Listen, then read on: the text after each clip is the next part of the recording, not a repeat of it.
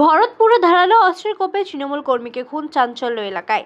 মুর্শিদাবাদের ভরতপুরে ধারালো অস্ত্রের কোপে খুন হলেন এক তৃণমূল কর্মী। মৃতের নাম ষষ্ঠী ঘোষ। তার বাড়ি ভরতপুর থানার আলু গ্রাম পঞ্চায়েতের সেহালায় গ্রামে। বুধবার আনুমানিক রাত 8টা নাগাদ সুনিয়া গ্রামের কাছে কুয়ে নদীর বাঁধের ধার থেকে এক রক্তাক্ত দেহ উদ্ধার করে পুলিশ।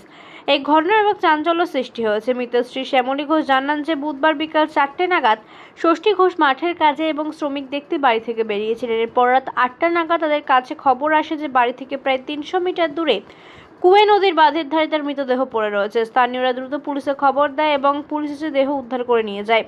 স্থানীয় সূত্রে জানা গেছে যে ষষ্ঠী ঘোষ এলাকার একজন সক্রিয় তৃণমূল কর্মী হিসেবে পরিচিত ছিলেন।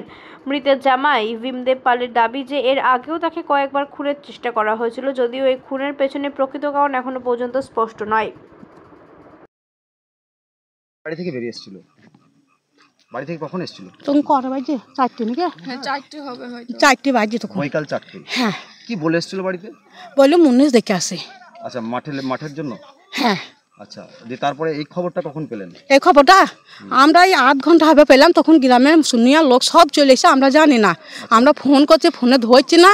দিয়ে আমার দেওরকে বললাম ফোন করো, তো ফোনে ধরলো না। আমাদের পাশের বাড়ির একটা দাদাকে বললাম, তাও বলি ফোন ধরলো না। তারপরে শুনছি মার্ডার হয়ে গিয়েছে দাদা আমাদের। আচ্ছা, উনি কি করতেন? চাষ করতো, একটা ছিল মিনি আছে, চাষবাস করতাম আমরা। জমি জায়গা চাষবাস করতেন? হ্যাঁ, আমাদের জমি যা আছে গ্রামের সব জমি জায়গায় চাষ করে দিত। কোনো ব্যবসা বাণিজ্য করতো? ওই তো ট্র্যাক্টর আছে যে। ট্র্যাক্টর আছে? হ্যাঁ, ট্র্যাক্টর আছে, মিনি আছে, জল দেয়।